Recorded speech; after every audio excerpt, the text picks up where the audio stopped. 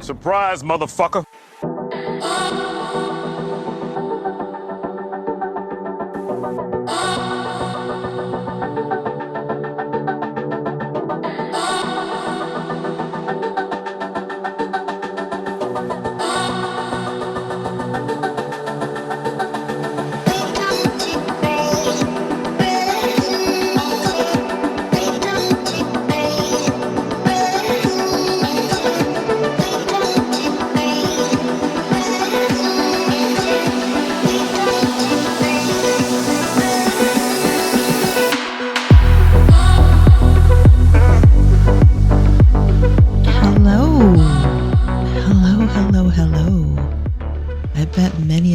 Thinking that you wouldn't be hearing from me this year.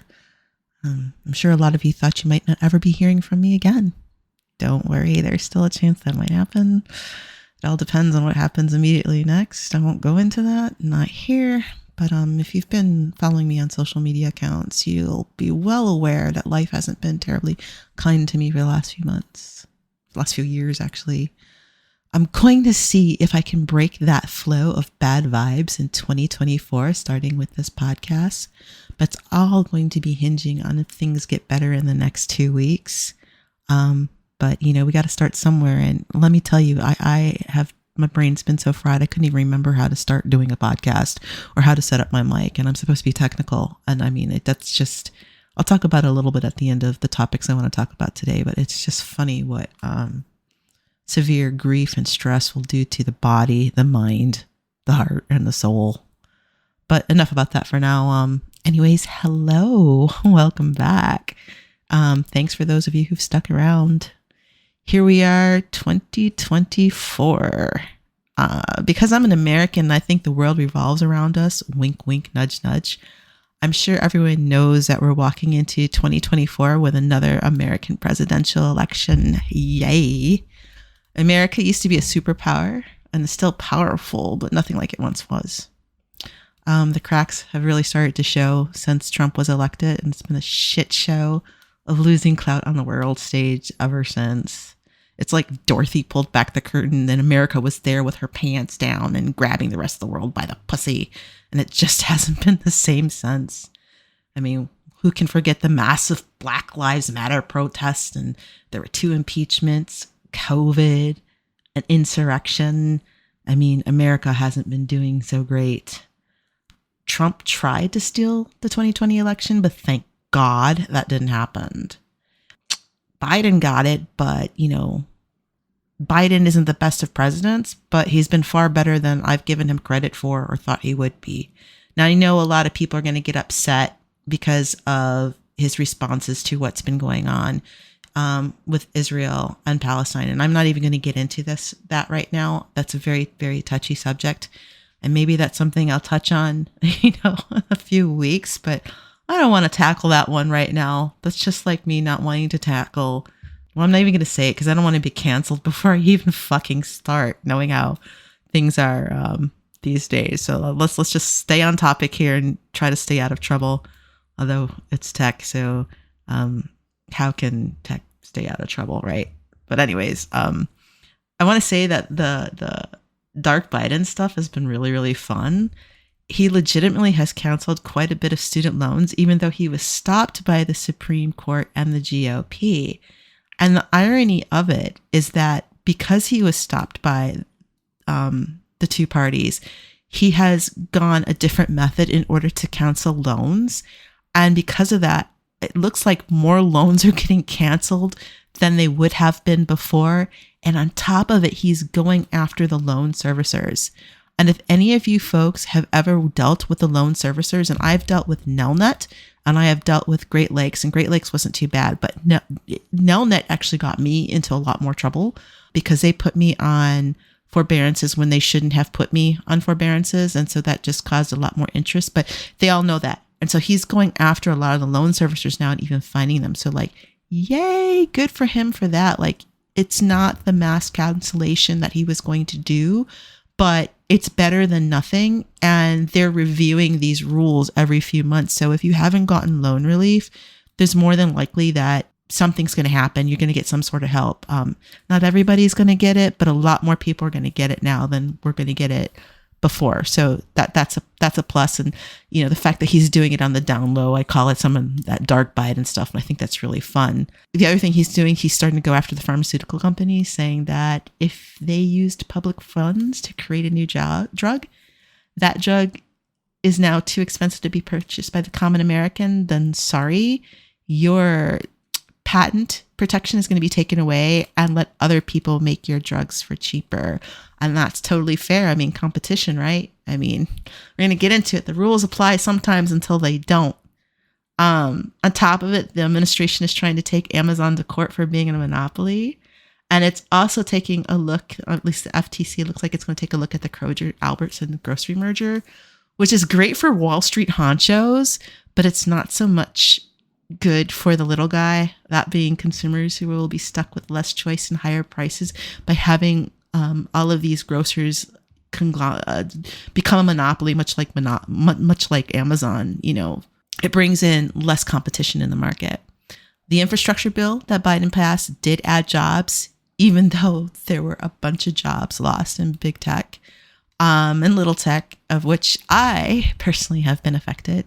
So if anyone wants to hire an IT project manager or director, I am completely available. Or if you want me to be your personal dive guide and pay for my airfare and whatnot to come be your dive guide if you're going scuba diving, I'm also available for that. I'm also available just to sit on your yacht and keep you company. I'm going to throw that out there. But more immediately, I really could use an IT or project management, an IT project management or director job. But even so with those wins from dark Biden, it hasn't all been sunshine and roses during the Biden administration. Women, for the first time in American history, have lost more rights with the American Taliban getting their way and taking away a woman's right to choose her reproductive choice. The usual suspect states just couldn't wait to go after those uppity women. They began persecuting and jailing women who have miscarriages or go out of state for abortion services. I mean, they care that much. I think the thing that you really need to be aware of or keep an eye on is the case with Brittany Watts, who is going to trial for felony manslaughter because she miscarried into a toilet at the hospital. This is after she waited several days for an ethics panel at the hospital to see if she could abort a non-viable fetus and not have the state of Ohio to come after them, you know, to criminally persecute the hospital. I guess sometimes, you know, the letter of the law is more important than the actual people that it's supposed to serve. You know, just so people, if they don't know, it doesn't always happen, but sometimes a woman's body will, you know, just miscarry if it is a non-viable fetus. Women are not supposed to walk around with dead tissues inside the body. If they do, it can become septic and actually kill them. And Brittany Watts is just like only one case that's going on with women. There's lots of women who've been trying to go because they have non-viable fetuses, just trying to and then we're not even talking about people just having a right to choose because you just don't want to, but people who have medical reasons why these fetuses should be aborted, and now they're being held into they're getting criminal charges. Besides that, in addition to the loss of women's reproductive rights, the U.S. is getting flooded at its southern border with migrants who, for some reason, think life is better here. And they are finding out quickly that it actually isn't unless they have a hit on their head in their home country. And, you know, then that's understandable. Some are here because of safety reasons, as aforementioned gang wars in their countries, having hits on their head. You know, their actual lives are in trouble. Some are here, are climate refugees. They wouldn't leave their homes, but the climate has changed enough that the normal farming that they might do on their plots is not successful. So they're not able to actually feed their families. So they're leaving. And then some just have been on social media and have bought into that American dream fairy tale that everyone here has a job, a house, and a car. And they're getting really shocked when they come here, and that's just not how it is. You know, then add into the fray the political posturing of the governors of Texas and Florida, Abbott and DeSantis, respectively, and they're trafficking migrants across the line to Democratic cities they don't like Chicago, where I'm from, Denver, and New York City, which is, you know, causing us problems in our states And, just because they have a bone to pick with some cities who have sanctuary city status, which I'm going to take a moment to kind of explain something here about that, because I think one of what we like to do is we like to twist words on what people have said and what they mean. And I don't know what the rules are in other cities. I am a little bit familiar with New York City, and I am familiar with Chicago. And when it was said we were called a sanctuary city in Chicago, the reason why that was that police officers couldn't just walk up to you on the street and ask you for your citizenship status. They just couldn't do that. It wasn't legal.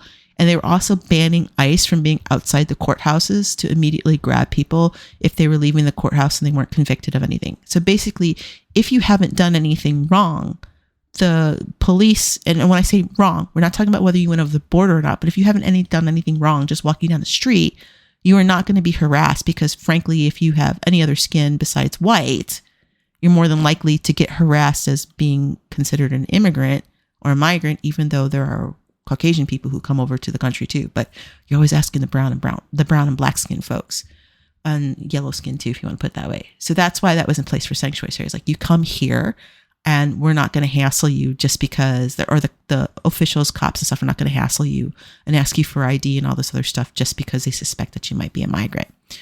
New York City's right to housing was actually set in the 1980s, before there was actually a problem with what we have right now. And what it basically said, that was, if you were in the city of New York and you needed housing, the city would grant you shelter, would help you get shelter.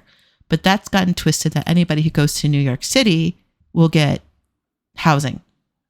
And that is not how the rule was set up in New York City. So they're going to change their rules because of that. That had nothing to do with sanctuary city. That was just like, hey, you're a New Yorker, you've lost your housing, so the city of New York is going to help by putting you in a shelter or something. And this was set in the 1980s. And I wasn't, aware, in the early 80s, but I was somewhat aware. And during the early 80s, times were rough too. So a lot of people were losing housing and, jobs. There was a problem in the job market back then. Still, that's what I wanted to take a side note to talk about, those two things. Now, there might be a solution that's starting to slowly come on that has been suggested by Mexico. Mexico may actually help stem some of the migrants coming into the U.S., but there's a couple stipulations, one of those being that the United States needs to talk to Cuba, which is actually way overdue, because this Cold War nonsense with Cuba is just no good. Although, the Cubans are suffering, but if they lose their beautiful cars, this is so selfish, and I have never been to Cuba, but if they lose their cars because all of a sudden they have imports, that would be kind of sad. Hopefully they keep the Cuban culture and they can open up borders again and let the Cubans stop suffering in their own way, because they can't import anything and update. Their buildings are falling down. Like, if you're a tourist, you go to the tourist areas and you get to see the tourist things, but that's not how the common Cuban citizen lives. But we'll talk about that more in a future episode of the podcast as that unfolds. I know that the officials from the State Department, U.S. State Department, met with Mexican officials last week. So we'll see if there's any fruits from that. But talking about migrants and all this fun stuff kind of finally brings us to talking about what I wanted to talk about, which is Trump. He was indicted on God knows how many things in the past year. And a few states led by bipartisan groups, and that means Democrats and Republicans, finally had the balls to enforce the rules in the Constitution and remove Trump from primary ballots for the presidential election. I mean, I was waiting for that to happen. That's huge, but not enough for doing it. The states in question that we're talking about are Maine and Colorado. I think Michigan had it up as well, but Michigan said no, that he would show up on the ballot. Now, oh God, what's his name? I can't think of the guy's name. The very rotund dude.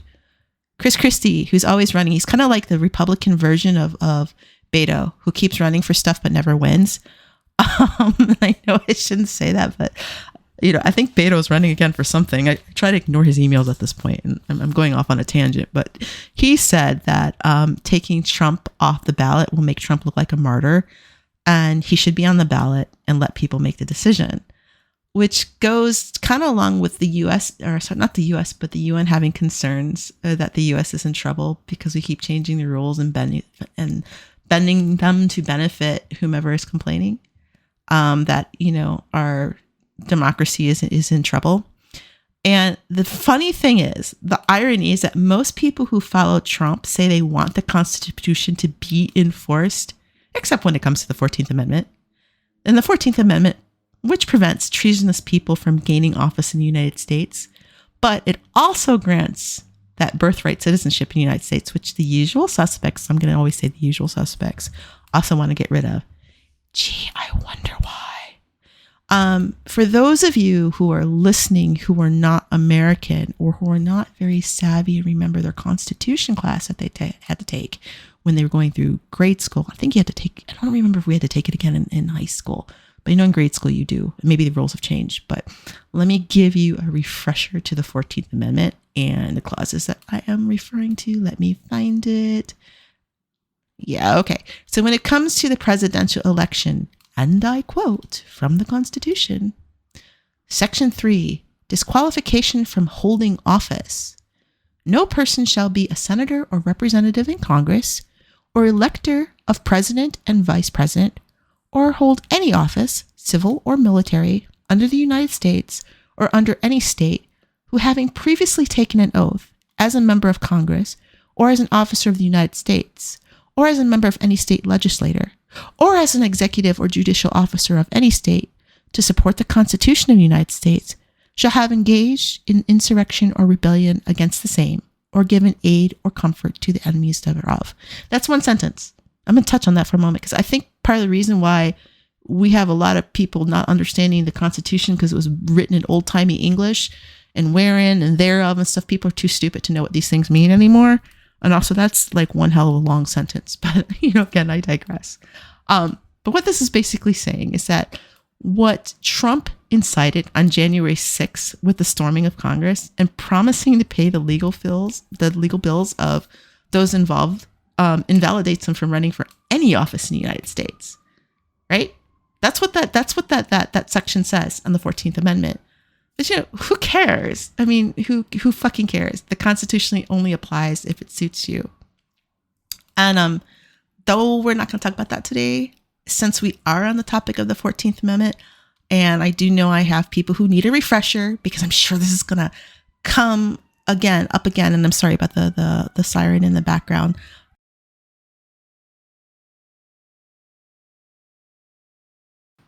Sorry about that. There's a cut in the audio here just because that was getting really annoying. Another side note, it's always around Christmas time here, and I don't understand it. I mean, maybe it's because of Christmas trees and stuff, but every time it's around Christmas, we always get, on the weekends and sometimes several times during the week, we get a fire engine going down the block. And in Chicago, at least, if somebody's dying, or, I mean, because I had it happen to me when I had my motorcycle accident, which wasn't my fault, which I think I explained last year. A fire engine came along with an ambulance, because the fire engines all have the AED and medics involved on them, and they sometimes get there faster than the ambulance. So you can trip and skin your knee and a fire truck shows up. But yeah, I digress. Anyways, what were we talking about?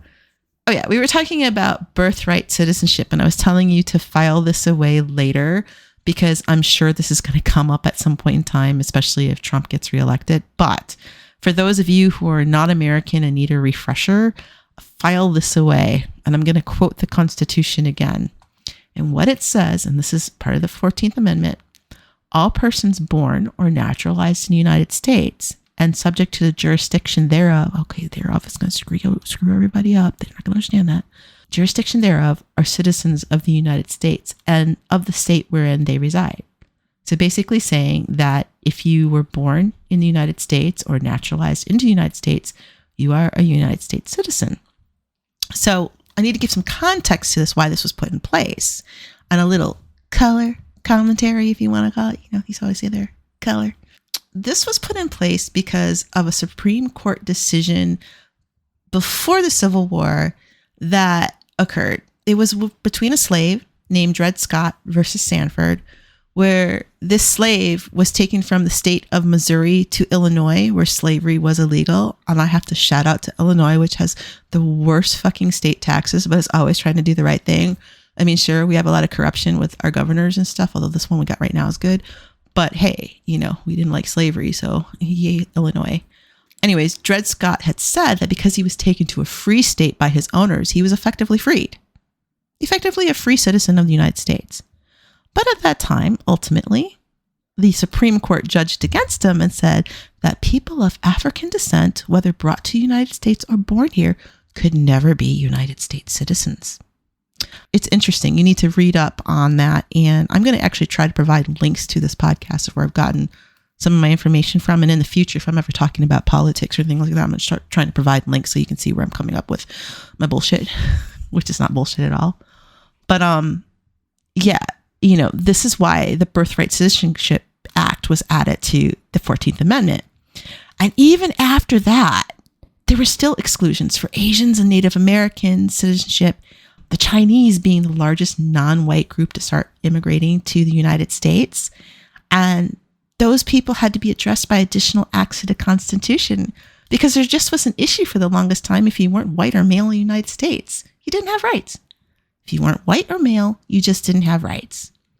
It seemed like we were trying to start to get over that stuff and we're getting better, at least on the surface. And then Trump came along and I guess it's going to take me off this tangent and bring me back to talking about, 2024 and the real meat and potatoes of today's podcast. I started off by mentioning that we have a presidential election in 2024. And the GOP, a Republican frontrunner, if we decide to ignore the 14th Amendment, is going to be Donald Trump. There are still a vast amount of people who support him. I don't understand why. I absolutely don't understand why. And I've spent my fair amount of time of watching videos of MAGA supporters. And besides the usual racist rhetoric, the number one thing that seems to come up is they feel the economy was better when Trump was president. They feel the economy was better when Trump was president. And, it's the economy, stupid, right? And that's really struck me because of a few things. Now, number one, I live in a big city and we're really slow to come down inflation as opposed to the rest of the country. Like, it's insane that they do petrol. What's the word I want? In Gary, Indiana, they refine petrol and stuff. So we should get gas cheaper, but we don't. So in Chicago, at least, it's really slow to come down inflation. But yet I have seen some small signs of it. Here comes my cat to start screaming. Besides that, the stock market is still going gangbusters. And there are more jobs now in the blue collar sector, such in areas of construction and manufacturing. And the student loan relief is a real thing. It's real. So why are the MAGAs thinking the economy was better during Trump? I mean, why? And I was just thinking, and finally it dawned on me. That, so in order to explain this, we need to look at the typical Trump supporter. Typical Trump supporter is male, white, over 55, and not college educated. And let's break this down for a moment between that and another group that I see within the MAGA fan base, because I want to address those people who have money as well and do favor Trump to be put back into power. But I want to talk about the non-educated, I don't mean you're non-educated, non-college educated first. Typically, people without a college education, and we're not talking about tech people now, but because you can do tech without having going to college. Things are changing, and that's a topic for another time. I have so many topics. I should keep blogging, right? But let's just go on. Typically, people who are not college educated, they work in hard labor. They're in blue collar jobs such as like manufacturing, farming, mining, construction, domestic laborers, etc. Unless you're part of a union, you're probably not making a living wage. And as we have seen, the economic promises that started with Reagan's trickle-down economics really didn't pan out. The wages have been stagnant, and food, fuel, medical, and housing have continually to outpace wages. The poor have become poorer. They were sold in an American dream about pulling one up by their bootstraps, but the harder they work, the more tired they are, and they never seem to quite get ahead. And, that just begins to breed bitterness, because that's not what America is supposed to be about. That's not the American dream. You're supposed to be able to work hard and then you get what you want. Not that you work hard and then you work harder and then you work harder and you're still not getting what you want, or even that you're not even covering the bare necessities. On the other hand, other side of that MAGA spectrum, They're the college-educated MAGA supporters, and they tend to know how to play the market and how to bend federal rules to pay less on taxes, get more contracts, and know how to use government money to enrich themselves with like grants, credits, and subsidies. I'm looking at you, Elon Musk, with how you got money for SpaceX and Starlink, which is with our tax dollars. And another tidbit that those who are listening, I want you to file away here.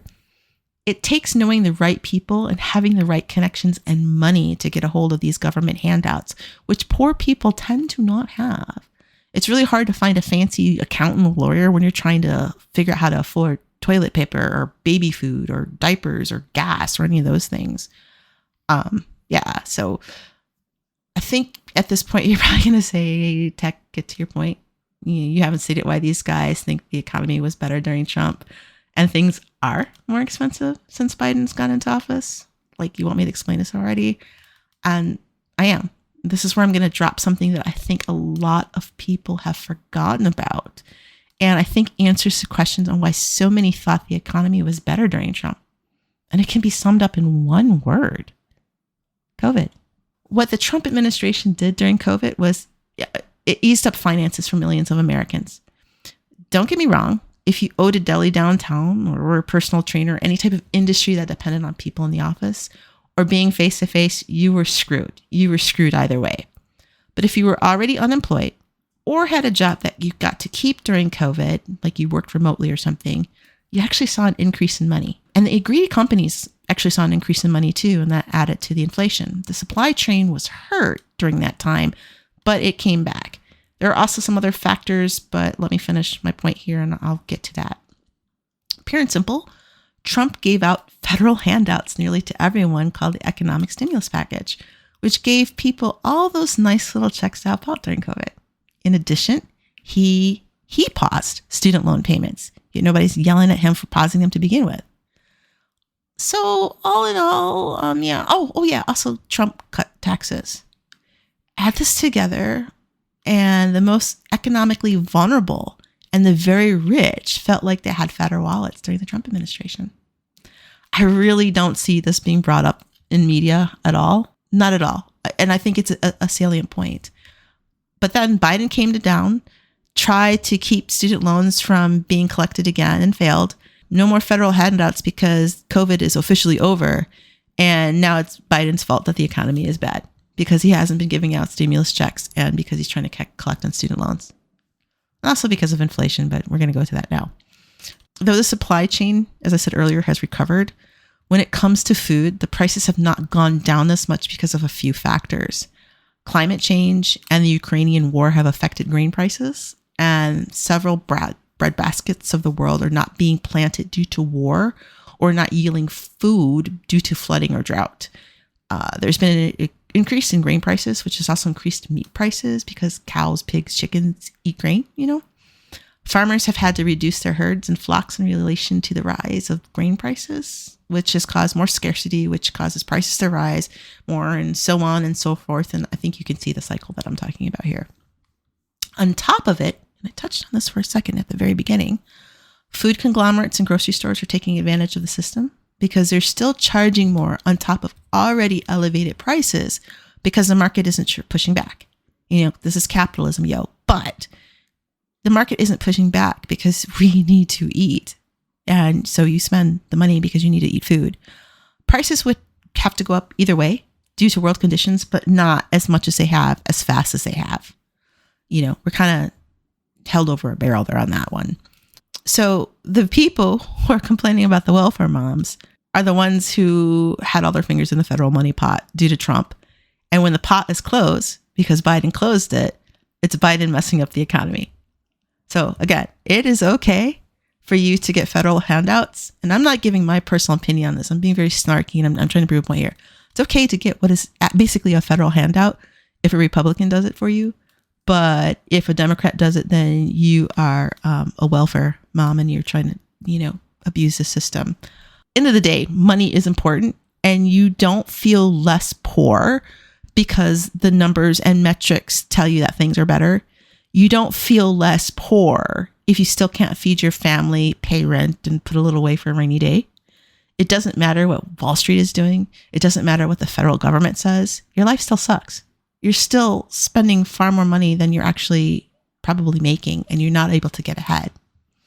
And I think that's a huge factor why people still want to have the feel goods about Trump, besides the racism and, hey, the Klan's going to Klan. And, he's down with the Klan. People are like, you are being so partisan right now. Screw you. I don't care. I keep making tangents in this, but, this is kind of a fun topic for me. So I guess the real threat in 2024 is that we end up with Trump again if things don't change. And he has already said that his new regime will be about revenge. And my God, aren't people cheering over that? Like, what the fuck? Is this crazy ass where we are in America now? Like, yeah, I want a president who's going to do revenge on people. The fact that he was elected in 2020 didn't just change the trajectory of the United States, but also change the trajectory of the world. Because a TV personality with no class could become president of the United States. It opened up the doors for even more to be elected across the world. Yay, populism. The people have had enough of anyone who promises a better life, even if they're talking about assaulting women, a loss of freedom of speech, and good old-fashioned fascism is better than missing out on a car payment, or going out without Medicare, or not having food. So I think the next 11 months are going to be very trying, to say the least. I, for one, am dying to see if the Supreme Court is going to let Trump be on the ballot. Considering that it's packed with all of his cronies, I don't see them saying that he can't be on the ballot, even though we go back to what I tried to explain to you about the 14th Amendment. I don't see how we get away in this country, in the United States, without another January 6th, because the fact of the matter is the United States is no longer united. We'd throw our neighbor under a bus for a packet of ramen noodles at this point. Land of the free, home of the brave, every migrant's dream. If they only understood that America isn't Hollywood and the influencers that they see on social media, everything here is fake. We'd like to be exactly like the way the things are on social media, but that's just not the truth. The truth is that if we were to actually face the truth, it would be too scary to actually make change, because we can't even get along with each other. That would require cooperation with those we don't agree with or even like. So we have to be able to face the truth of what the problem is and how dire things are. And then we have to try to get along with the people we hate. And that's a tall order to ask, especially in this environment. It's just, I don't see it happening. Anyways, I thought I'd start off 2024 on a cheery note, and there it is. Moving right along, will I continue the It's Complicated podcast in 2024 like the countless times I've promised in the past? Well, I'm going to try. I'm going to try to give it a go for 4 weeks if I can, and people are still listening, then I want to get paid to do this, and I'll make a Patreon for the show. For this show only, because I have other side projects that I'm working on, and I want to kind of keep them separate because I really understand that sometimes some people are more interested into my non-political serious topics and want to hear more about the diving or my thoughts on other things. And so I want to try to separate it so that I don't have to force people who don't want to listen to my political ramblings. So, you can throw a couple bucks my way if you like it, but not right now. Not for this podcast. I need to see if I can keep up with it for 4 weeks, and also to see if people actually enjoy it. Which, on that note, I'm trying to see if this is going to actually aggregate to all the places it used to, just because it's been so long since I've uploaded anything. I actually might start doing these on videos. We'll see. I've become extremely camera shy over the years. I'm allowed to be vain too, and I have certainly lost my looks over the years due to stress and health issues, and that's life. That's my problem. I promise I won't always post gloom and doom content, but I will definitely try to stay somewhat topical. And unfortunately, topical seems to be gloom and doom. Doing these podcasts actually takes quite a bit of work with no return, but I'm going to try and do for 2024 what I want to do, what makes me happy, and just stop expecting anything from anyone. Because if anything I've learned over the past 2 years is just don't expect shit from anyone. Don't expect shit from anyone who you think is a friend or whatever, but I don't want to go into that. as I said, I have a few other projects up my sleeve. It all depends on if I can find work in the next 2 weeks. If not, then you'll probably never hear from me again. If I do, well, in 2024, I'm going to do my best to get all my passion projects off the ground. Finally. This podcast is a good start. The fact that I actually made a point to sit down and get this done and ready for Jan 1st, 2024 is a good start. I'm going to get a little personal now, but I haven't actually sat and tried to produce creative content. Even if it is talking about current events, there is still some creativity that goes into this. I haven't tried to do that since I lost my parents and basically lost everything in my life. Shit's been so incredibly hard that it hurt even to breathe or think. I have been a walking, weeping sore. I know that sounds delightful, but it's like the truth. Severe grief and disappointment physically changes you and rewires the brain. You even get short-term memory loss. I have felt like my brain has been crunchy, like when you damage your hair from like a curling iron or something or burn it. My brain has felt like that. And when you have a zero support network, good luck, good luck, good luck. I do know that if I can get stable by February, I might be able to turn my life around. He's so like, save me, Obi-Wan Kenobi. You're my last hope. And I might be able to turn things around and get my life back. It definitely has been a terrible adventure, but a really good learning experience. Yeah, I wouldn't wish what I've been through to my worst enemy, but because I've been through what I've been through, you don't want to count your chances against me as my enemy either. Like, if I can survive this, you do not want to fuck with me. You do not want to fuck with me because I have seen hell and it looks like I might actually walk through it if I can turn things around this month. But in that vein, like, if you do want to help me out with, GoFundMe or Venmo or PayPal right now, that would be great. I literally haven't been able to find a job in 8 months. And again, if you've been following me on social media, I'm kind of worried about my housing situation at the moment. And I really hate talking about this because I don't like begging. I don't like whining. I don't like any of those things. But it just, if everything that could go wrong did go wrong, at the same time. So if you are interested, hit me up and, you can send me a couple bucks and it would be very much appreciated. You don't have to. I don't want to beg. I don't want to beg because I'm embarrassed to even say this to begin with. With that, happy fucking New Year. Happy fucking New Year. And I want to leave you with something. It takes less than 30 seconds to be kind to someone. Say something meaningful but nice today to a friend, a stranger, or a loved one. For all of us to survive the damage that I believe is coming our way, and I think there's still a chance for us to survive it, taking just 30 seconds to reach out to someone and let them know they exist in this world, they matter, and you see them, can make a huge difference. A huge difference. Keep that in mind. File that away too. I guess until next week, when we'll find out what fresh hell we have to discuss. On that note, thanks again for listening and bye.